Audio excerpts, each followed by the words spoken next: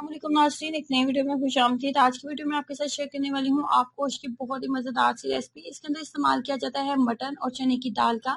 चने की दाल और मटन के साथ हम इस मज़ेदार सी रेसिपी को कैसे बनाएंगे, आइए जानते हैं। इसको बनाने के लिए सबसे पहले मैंने लिया है प्रेशर कुकर और इसके अंदर हम ऐड करने वाले हैं 1/4 कप के करीब कुकिंग ऑयल।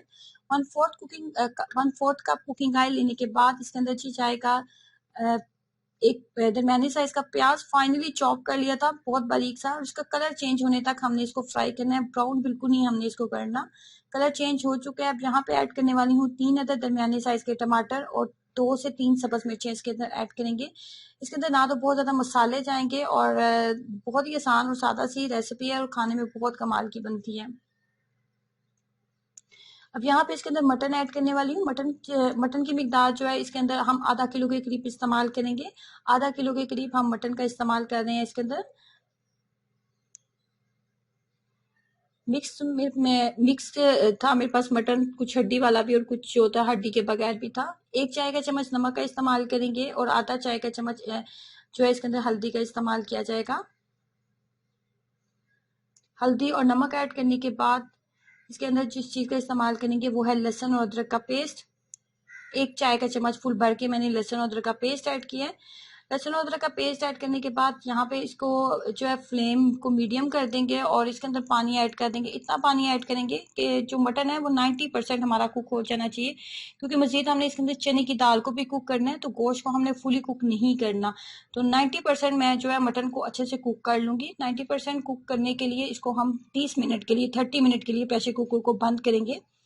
30 मिनट के बाद प्रेशर कुकर को मैंने खोल लिया और आप देख सकते हैं कि मटन जो है ये तकरीबन 90% कुक हो चुका है। 1 खाने का चम्मच आएगा धनिया पाउडर, 1 खाने का चम्मच गरम मसाला और 1 चाय का चम्मच आएगा काली मिर्च का पाउडर। 1 खाने का चम्मच काली मिर्च का पाउडर ना डालिएगा, काली मिर्च बहुत ज्यादा तेज होती है, स्पाइस बहुत ज्यादा हो जाएगा।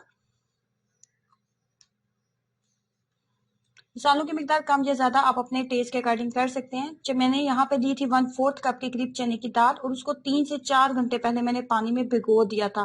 देखिए वो अच्छी खासी फूल चुकी है। अब जब ये कुक होगी तो बहुत आसानी से कुक हो जाएगी और इसका टेस्ट भी थोड़ा डिफरेंट होता है। जो दाल भिगो के बनाई जाती है वो उसकी दाल का टेस्ट जो होता है वो अगर आप भिगो के नहीं बनाएंगे तो उसकी दाल से थोड़ा डिफरेंट होता है। अब यहाँ पे मैंने तकरीबन जो है ना एक दरमियानी साइज का ग्लास के करीब आप कह सकते हैं कि मैंने पानी ऐड किया। बस इतना पानी ऐड करना है जिससे चने की दाल फुली कुक हो जाए। चने की दाल फुली कुक हो चुकी है। अब यहाँ पे मैं इसके अंदर जिस चीज का इस्तेमाल कर रही हूँ वो है कोकोनट मिल्क। इसकी जो खास बात है इस रेसिपी की, इसके अंदर कोकोनट मिल्क ऐड किया जाता है। सबसे लास्ट पे हम कोकोनट मिल्क ऐड करेंगे और इसको जो है 10 मिनट के लिए मैं दम के ऊपर रखूंगी और उसके बाद जो फाइनली है हमारा आप गोश्त तैयार हो जाएगा।